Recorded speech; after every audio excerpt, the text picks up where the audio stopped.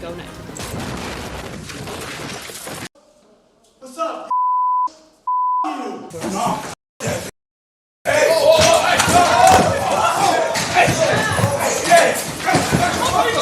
Courtrooms are meant to be places of order where judges hand down sentences to law offenders for their crimes.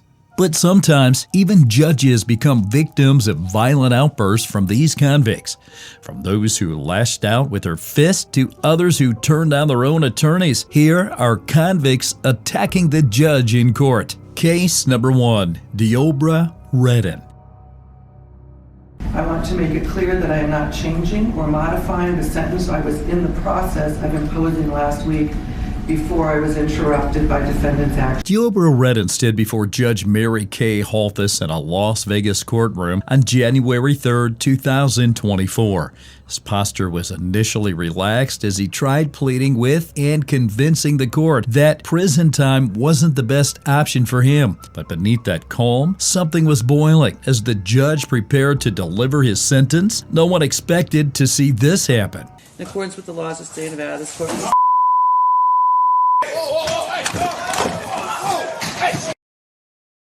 Redden, a 30-year-old man with a history of crime including 3 felonies, domestic violence charges, and even an attempted home invasion, was in court for sentencing after swinging a baseball bat at his brother-in-law in April 2023. He and his lawyer pleaded for probation, claiming he was working to rebuild his life. I shouldn't be sent to prison for a second time. But Judge Holthus, reviewing his long list of offenses, was unconvinced. Have you looked at your criminal history? Have you looked at your criminal history? Actually, just I looked at it. I mean, you lived it, I suppose. I just looked at it, yeah. She ruled against probation, stating it was time for Redden to face the consequences. He's a gross 9 misdemeanors, multiple DVs. But I think it's time that he gets a taste of something else because I just can't with that history. In accordance with the laws of the state of Nevada, this court... The moment those words left her lips, everything changed. Redden's composure snapped. He shouted expletives, his face contorted with rage. Then, without warning, he launched himself over the defense table, propelled his entire body, Superman style, over the judge's bench and crashed into Judge Holthus, knocking her to the ground. In accordance with the laws of the state of Nevada, this court...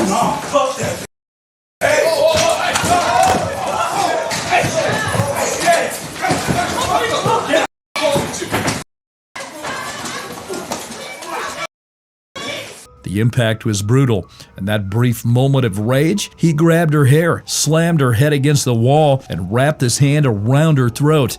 Courtroom staff and marshals lunged to restrain him, but Redden, fueled by fury, fought back with wild punches.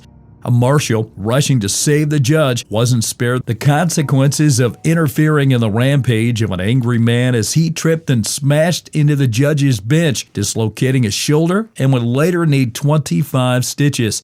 But they finally managed to subdue Redden, wrestling him to the ground as he thrashed and cursed.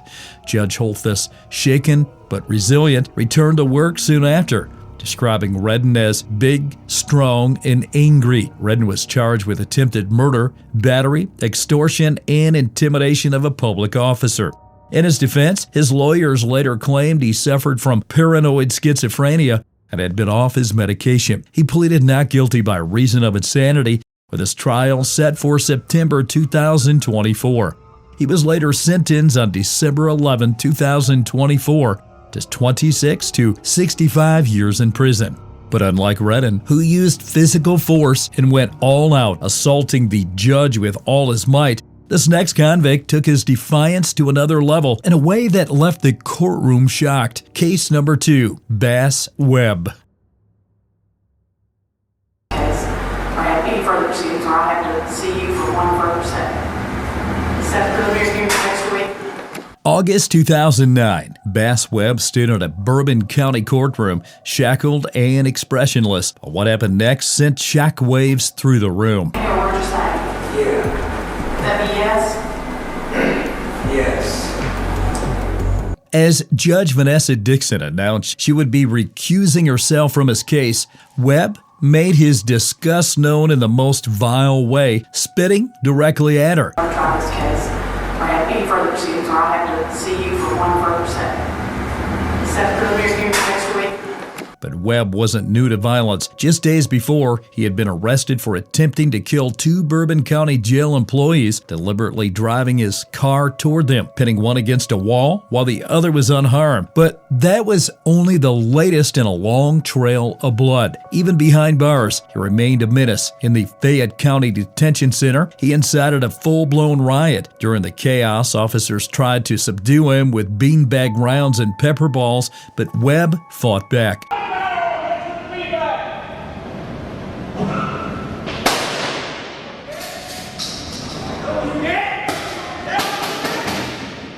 He grabbed the metal telephone box and launched it at a corrections officer. The impact could have been deadly. For this, he was convicted of third-degree assault and sentenced to an additional 15 years.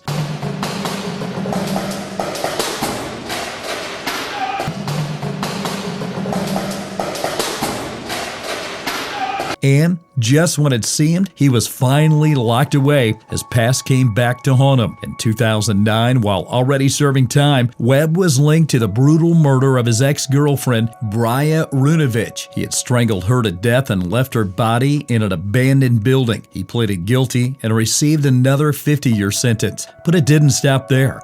A year later, while still paying the price for his previous crimes, another crime resurfaced. Sabrina Marie Vaughn had vanished in 2003. Her disappearance, a mystery for years. That was until 2010, when a jailhouse tip led authorities to her remains. Once again, all evidence pointed to Webb. Another murder, another life taken, another charge added to his name.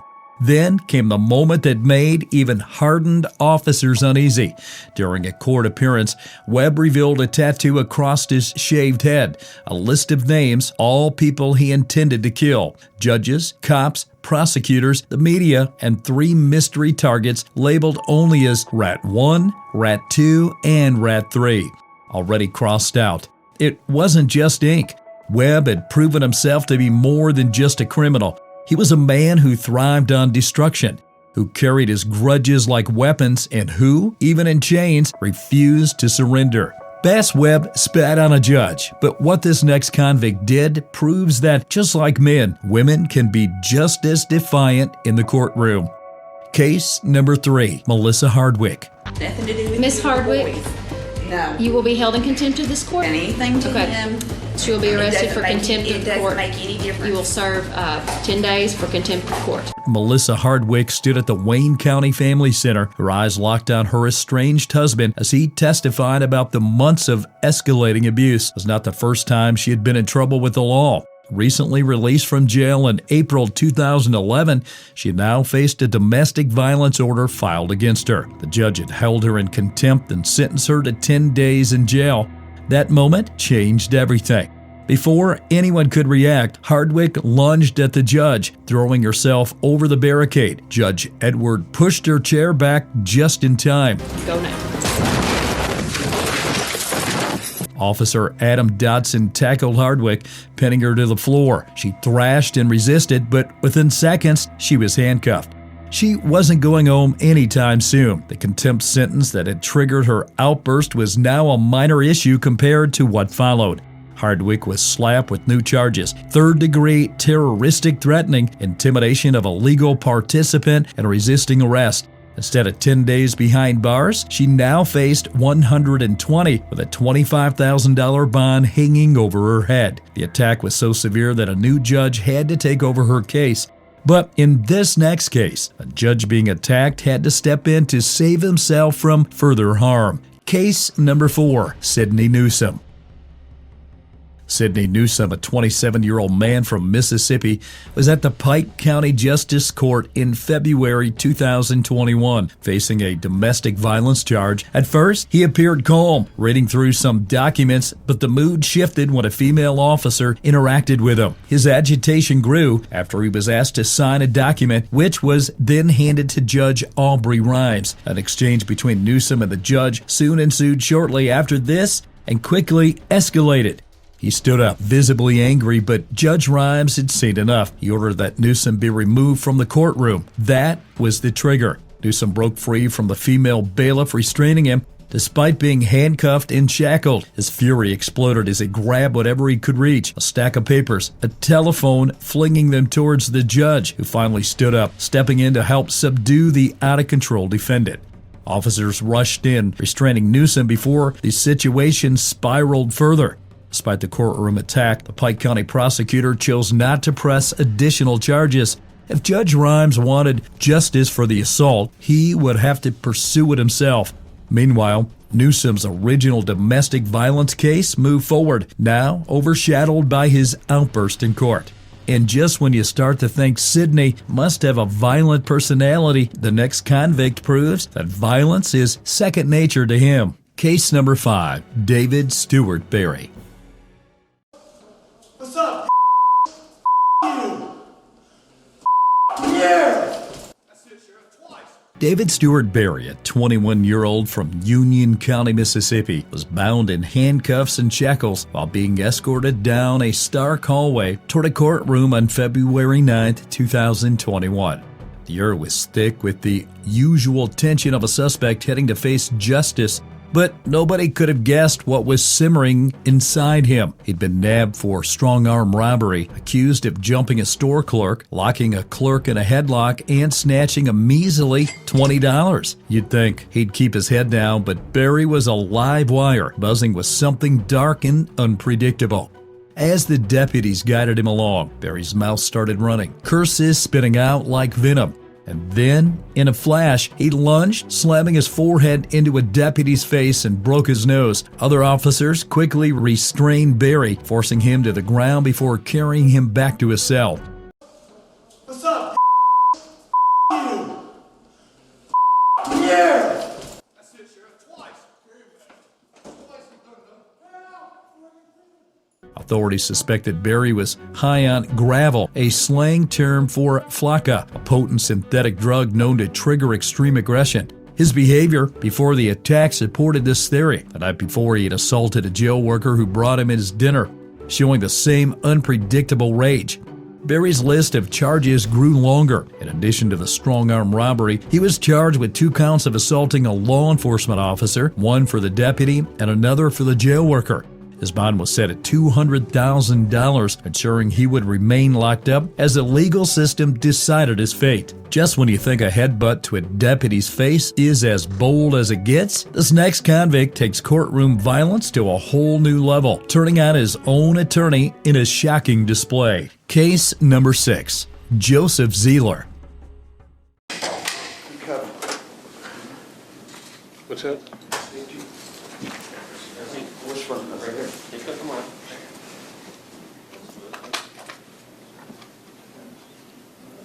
In May 2022, 61-year-old Joseph Zeeler at the Lee County Courtroom had already been found guilty of the 1990 murders of 11-year-old Robin Cordell and 32-year-old Lisa Story, crimes that had gone unsolved for over 25 years. Both victims were assaulted and suffocated in their home while Robin's mother was out for the evening. A DNA match in 2016 finally linked him to the killings. On June 26, 2023, just hours before the judge was set to hand down his sentence, Zeeler attacked his attorney. He gestured for his lawyer, Kevin Shirley, to come closer, as if he had something to say. When Shirley leaned in, Zeeler suddenly elbowed him in the head.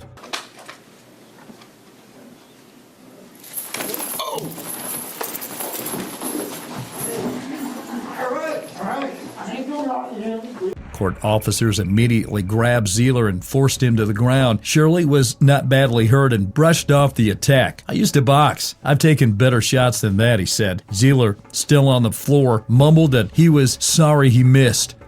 Shirley, are you okay? I'm fine. Relax. Don't cough. Relax. I used to box. I've taken a lot better shots than that.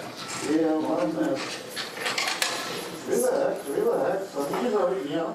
This was not the first time Zeeler had acted out during his trial. He had yelled at jurors and made rude gestures in court. His behavior had been strange throughout the case. I was here in December of '89. I testified to that earlier. And what I believe happened is I slept with Jan Cornell and Leanne Deller, and they were just too much of a pig not to wash their sheets.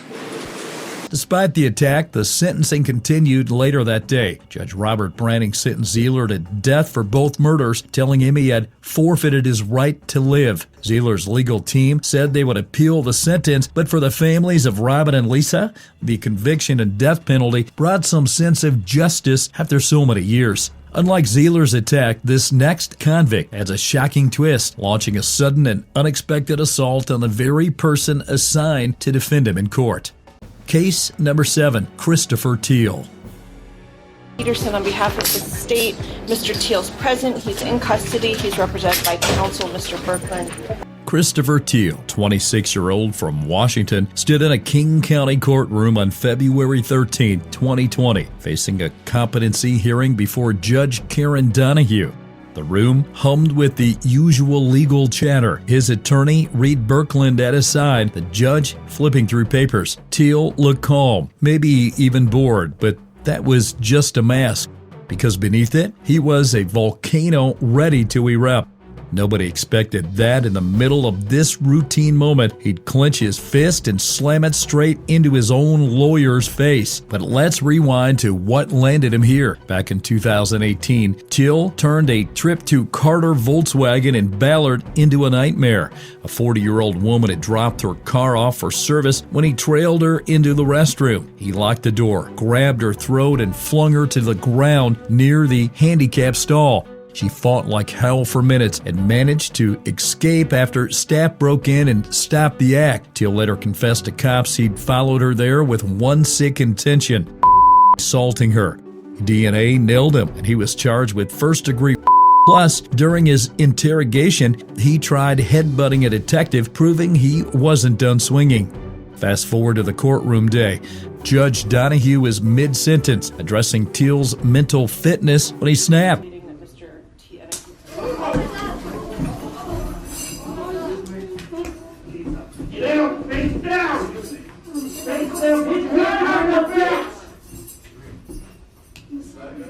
For King County Sheriff deputies pounced, wrestling him down as he thrashed, dragging him out of the room and back to jail.